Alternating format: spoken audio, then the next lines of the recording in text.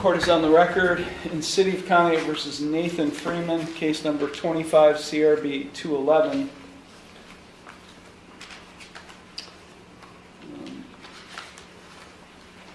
This case is set today for a final. All right, pause right here. This isn't a trial. This is a final probation revocation hearing. Translation: the court is deciding whether this man keeps his freedom or goes straight to jail. There's no reset button after this. Revocation hearing on a probation violation complaint filed against Mr. Freeman on January 5th of 2026.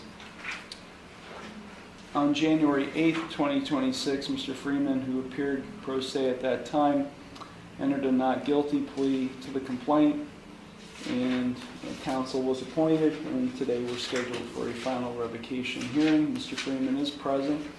He's accompanied by his attorney, Edith Jonas. Also present is Law Director John Lewis and Probation Officer Sean Benoit. Mr. Lewis, can you advise us of the status, please? Thank you, Your Honor.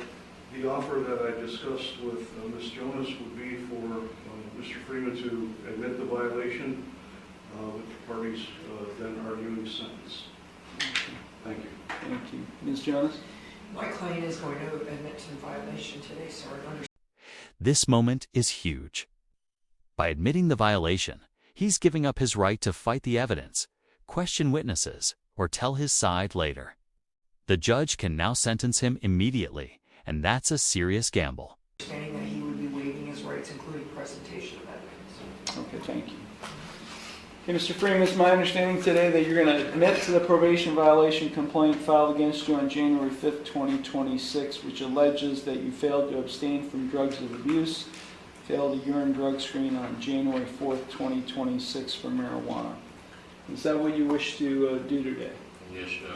You understand by admitting to the complaint that you're waiving your right to a final revocation hearing, which means you'd be waiving your right to cross-examine witnesses and to confront evidence presented against you. You'd be waiving your right to testify or not to testify without any negative connotation. You'd be waiving your right to subpoena witnesses, as well as your right to be proven guilty by a preponderance of the evidence. All of those are hearing rights you'd be waiving by pleading guilty or admitting to the complaint. Is that what you wish to do? Yes, sir. You are represented by Ms. Jonas. Have you had sufficient time to consult with her, and are you satisfied with her counsel? Yes, sir.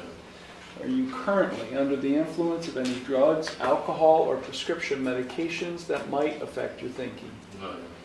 Are you currently on probation, parole, community control, or post-release control with any other court? Oh, yeah. Has anyone made any promises to you about what your sentence will be in order to induce you to admit to or plead guilty to this complaint? No. And are you thinking clearly, and do you understand everything that's happening? Yes, sir.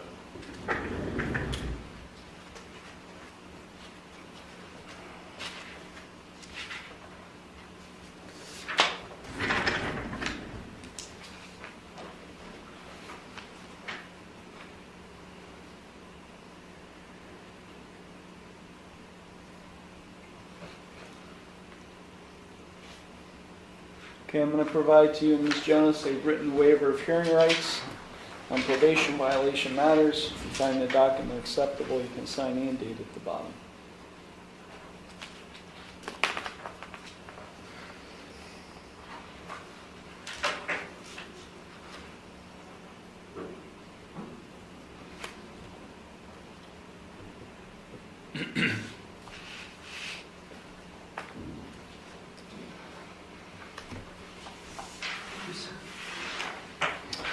Court does find Mr. Freeman and Ms. Jonas have executed in open court the written waiver.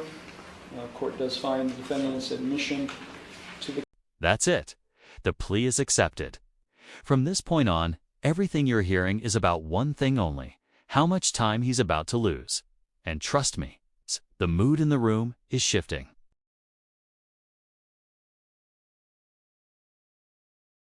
complaint or a plea of guilty to the complaint filed against him on January 5th, 2026 to be knowing, voluntary, and intelligent.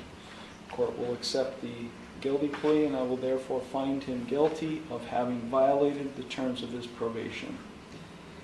Okay, Ms. Jonas, is there anything you or your client would like to say before I impose sentence?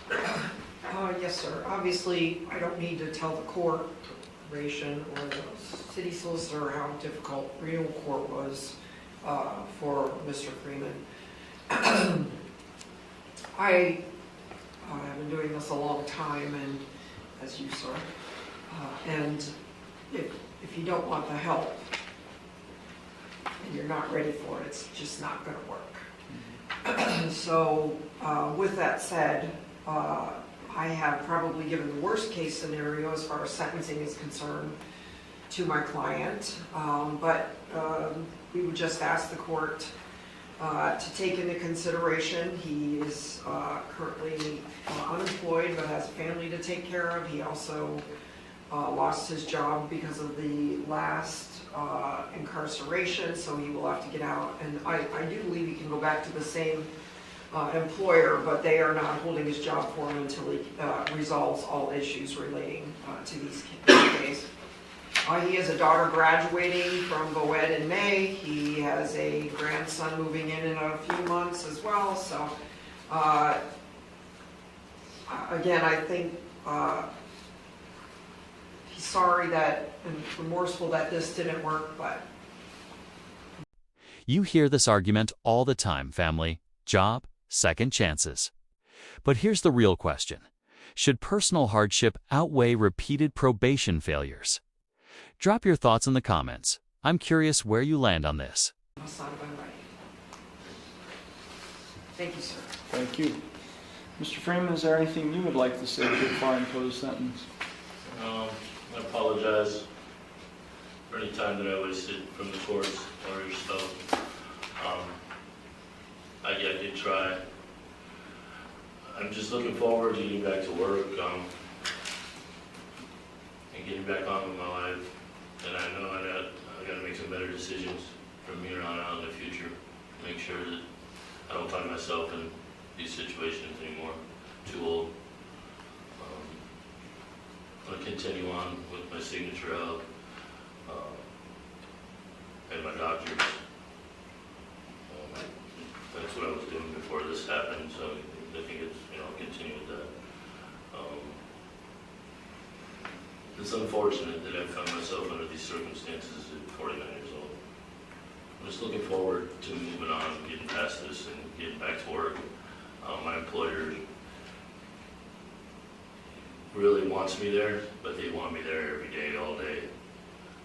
And that Saturday, I was supposed to work, and they had enough, just like I'm sure the courts have.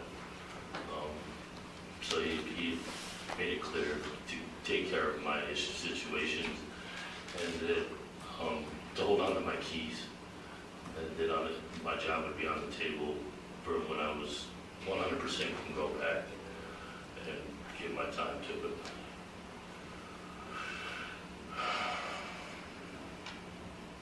But I do apologize to the courts. And I can,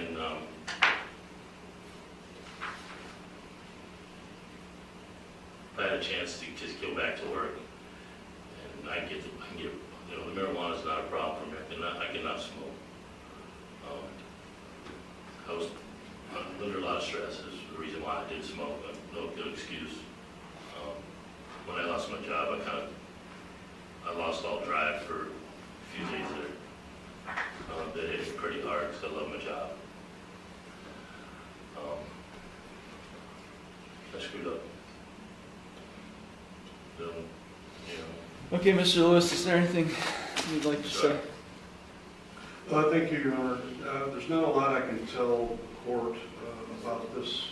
About Mr. Freeman, that the court doesn't already know. His path in renewal court has been a rocky one. He's had a lot of missed screens, a lot of positive tests for THC. This is not his first probation violation. He's had at least one previous one back in September. And he tested positive today for THC and alcohol. I don't know what else can be done here. I think that a term of incarceration is appropriate, the length of which I would defer to the court's discretion on that. Thank you. Thank you. Officer Benoit?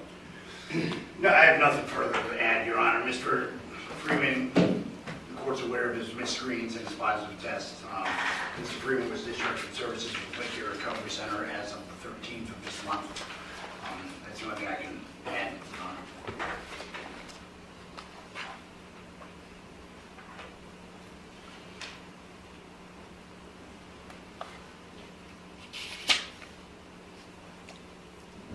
How long is he on probation with you for?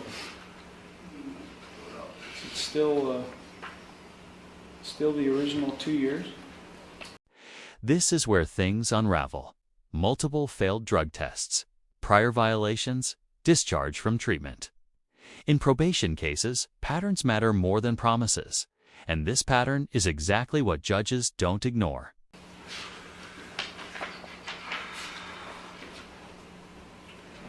So, if this one's open. Yeah, it appears that way. Yes, Your Honor.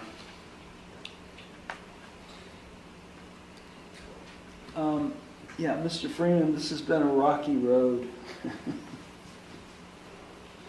You came into renewal court in September, and it's been totally unstable ever since that. And here, let me tell you why. Because you, Mr. Freeman, dictated this from the beginning. Because you, Mr. Freeman, should have went into residential treatment and stayed in residential treatment. But you went back home when frankly you should have went to a step down and even into sober living, but you went back home and went right back in the same routine. You have been terminated from services with Lark.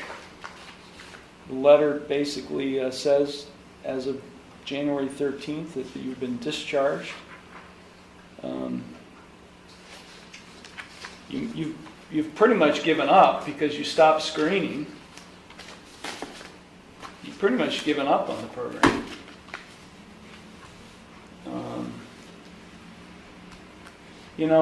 We give people a chance in renewal court who want to improve their life. And all I hear from you is, I want my job. I want my job. I want my job. Well, what about your life?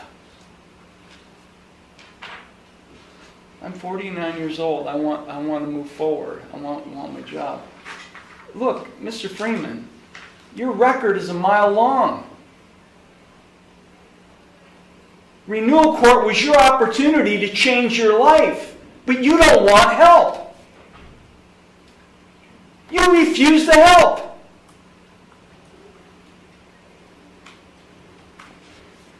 And for that, you're going to jail. It boggles my mind that you choose jail over treatment. You've made the decision, not anyone. Listen carefully to the judge here. This isn't anger, this is disappointment. The court offered treatment, structure, support, and the judge believes the defendant chose jail instead. This is the turning point. Here, not any of your treatment providers, you've made the decision.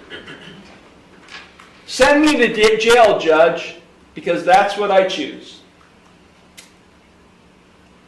And we'll see if this job is available to you after you serve 178 days. Because that's where you're going. I'm going to impose a 178-day jail sentence on the subcase A. I believe it's the A charge.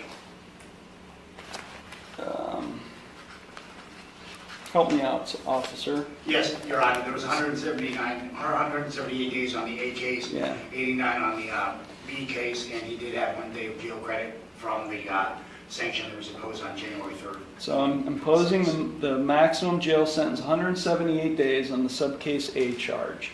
I'm going to suspend the 89 days on the subcase B charge. He's going to stay on probation with us. I'm extending his probation for 1 year. And he's ordered, once he's out of jail, because he's going to have to be reassessed. So I'll be ordering him to be assessed by Signature Health for substance abuse and or mental health. After he's released from jail, he's to do that and to comply with any recommended course of treatment. He's to stay drug and alcohol free once he's released. I don't know, Mr. Freeman. I like you. But, sometimes we all make decisions. We're all faced with decisions every day of our lives. You've chosen jail over help. And so be it. You're taken into custody, you'll go downstairs, and then ultimately you'll spend time in county jail. Anything further, Mr. Lewis? You do have a right to appeal. You have a right to appeal without cost. You have a right to have counsel appointed on appeal without cost. Take your hat off. You have a right to have documents provided to you to file an appeal, file a notice of appeal, and you have a right to have an appeal filed on your own behalf. Anything else, Mr. Lewis? No, sir. Ms. Jonas? Okay, this matter is concluded.